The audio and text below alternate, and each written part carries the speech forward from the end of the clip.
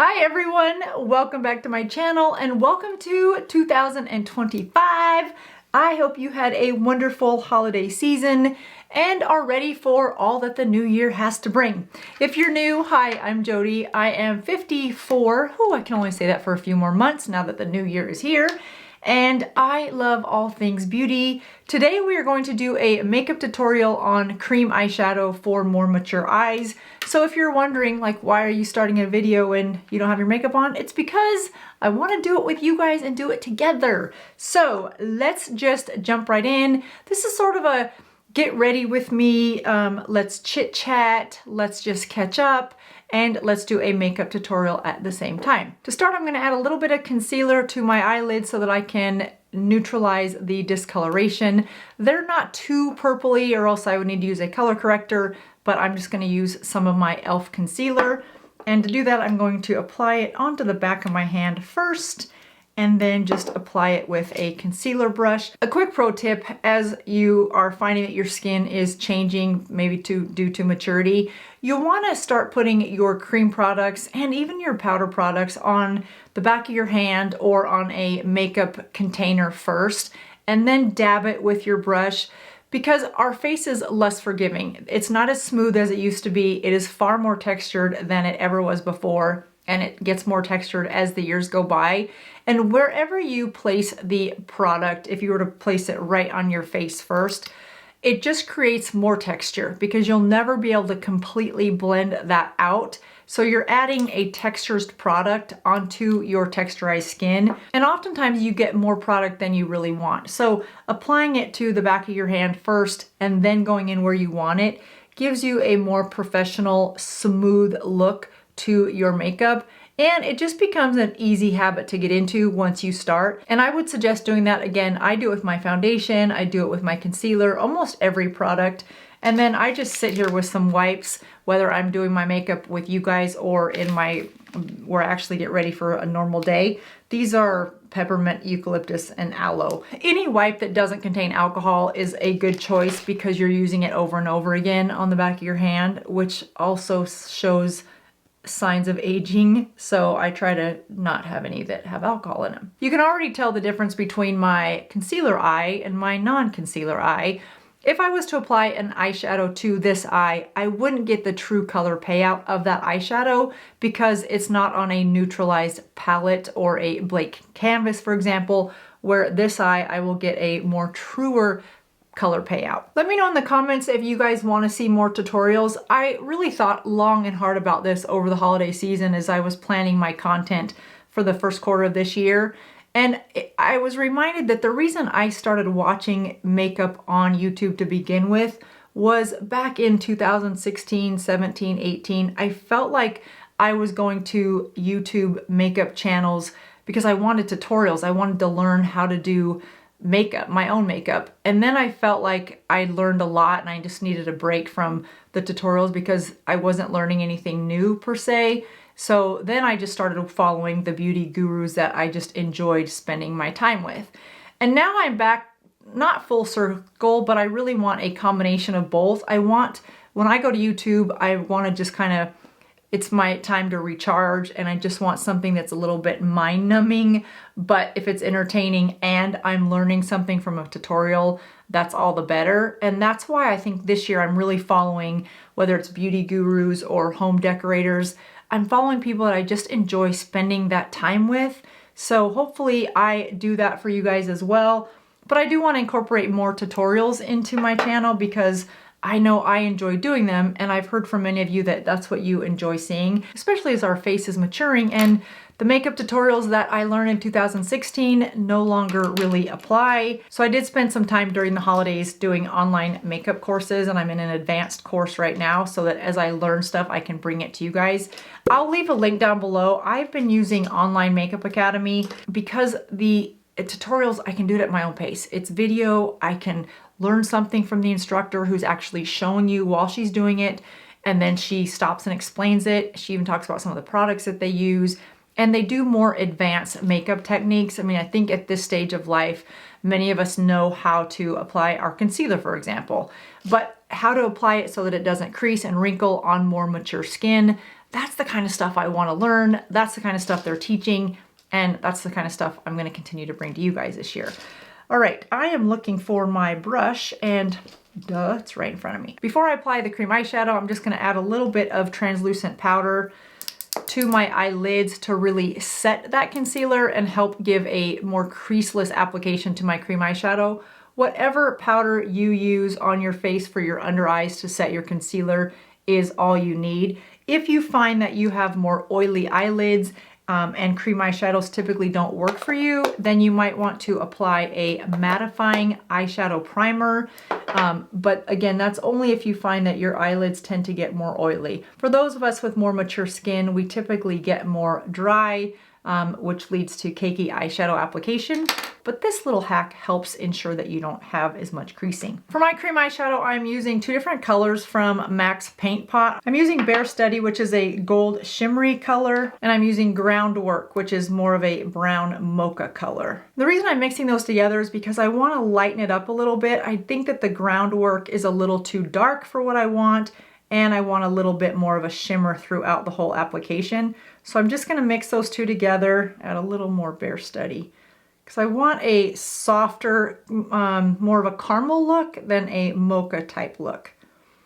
Okay, so now that I have those pretty creamy together, I'm going to take a small fluffy brush, get a little bit of that product right on the tip of my brush, and then I'm going to start with the outer corner right at the lash line and bring that all the way in to the inner corner, right again on the lash line. And once I've applied that color, I'm just going to softly blend it up into that crease and then diffuse the ends of it. As I said earlier, wherever you first apply the product from the brush onto your face, that's where the most product's going to deposit. So you really want to go out in this outer corner first, bring it in, and then blend it up. You don't want to start with the most amount of product from your hand up here in this crease, because you'll have to work really hard to blend it down, and you want more of an ombre effect going up.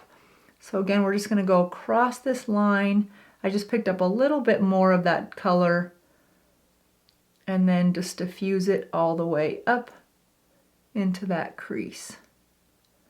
And you'll see how nice that applies on top of that concealer, giving just a nice smoked look. And you can play with cream eyeshadows as much as you want to get the color that you're looking for. So you don't have to stick with just the colors that you own. So you can see the difference between the two eyes right now. Not a dramatic difference, but just enough to give me a little bit of an eyeshadow look, but a barely there eyeshadow look. Some of the trends for 2025 when it comes to makeup is all about your own individual look, empowering yourself to give yourself the look that you want, and a lot of color we're gonna see this year. There's a baby doll aesthetic that's coming out. Mob Wives is more of the clothes or the fashion, but when it comes to makeup, it's more of that baby doll, and just think bright, bold colors. It's a lot of an aura aesthetic, which is think 1980s mood ring. A lot of bold colors on the eyes as well as the lips. And then Cherry Cola, Cherry Mocha will be big in terms of color stories that we're gonna see. If you want more on makeup trends, and beauty news overall in general, then be sure to follow me over on Instagram and or TikTok, where I share daily news updates. If one makeup company is buying another one, if there's a new product launch, I'll mention it over there before I mention it here on YouTube, because those are quick, short bits of information, and it's just easy to get that out to you. So you can see the look starting to come together. I'm gonna take that fluffy brush and just go really lightly on the side of that color, and then make sure that I don't have any chunks, and go just to the outer corner of my eyelid and just softly diffuse that cream eyeshadow into that crease and then up and away. I don't wear a ton of eyeshadow anymore, but when I do, I have found that I've enjoyed working with cream eyeshadows a little better than powder eyeshadows, because I find that they're more forgiving on my more mature eyes. And I find that they blend easier. So if you don't want really blocked color looks where you want distinct yellow and then distinct green or whatever your color scheme is, but if you want more of a soft, let's blend together kind of a look, I find that cream eyeshadows do that for me a little bit better. For the under eye area, I'm gonna add a little bit of just the dark color that we used. You might have an eyeliner brush like that. I don't want something quite so harsh because I don't want a harsh line. I want something nice and soft like this. So just a small pencil brush will work. You may not have one that's this defined. This is an old Sigma E05 or E35. It's an eyeliner brush, but the numbers are faded off. And with the tip of the brush, I'm gonna pick up that dark color, bounce out any of the edges, and go right underneath my eyelashes to really give some definition to my lower eye. Otherwise, it looks like my eyes are just kind of floating, and I don't want that. And then I want to make sure I connect that bottom eyeliner with that upper area. Also, big thank you to those of you that are channel ambassadors. A shout out to you.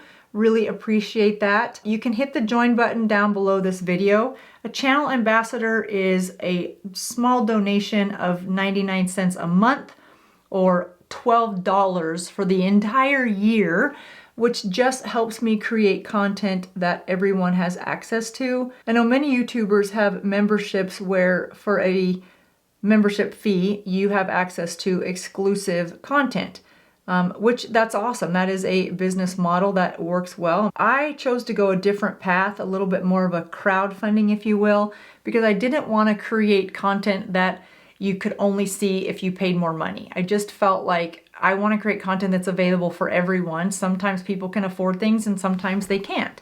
And I don't want to say, oh, well, only if you pay me do you get extra content.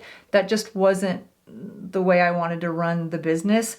It is a business. I do have to buy product. I do have to buy lighting, cameras, film, computers, all that to edit. So it is a business, but I want to go about it in a little different way. And you being channel ambassadors for $12 a year really makes a big difference in the way I'm able to create content for everyone to enjoy, regardless of their financial ability to do so or not. So thank you very much for that. And you just hit that join button down below and it's pretty simple. All right, so there we go. A little bit of that darker color underneath the bottom. I do feel like I need to clean it up just a little with my concealer brush to just create that little bit of that straight line again. Now from here, you can go more dark if you want. You can go more bold.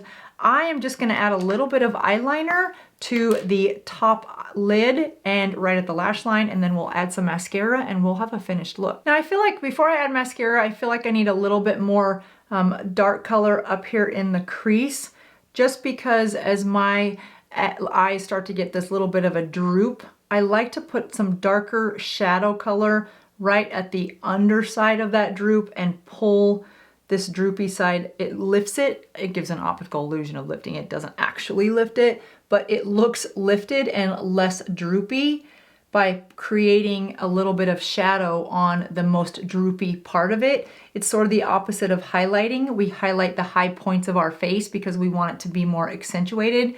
Well, that is already a high point of your face because it's forward drooping. So you add a little bit of contour or shadow on that droopy part, and it essentially gives the effect that it is a shadow and not droopy, not there, which I am all for. For like the cost of a cream eyeshadow, I can give myself a little bit of an eye lift.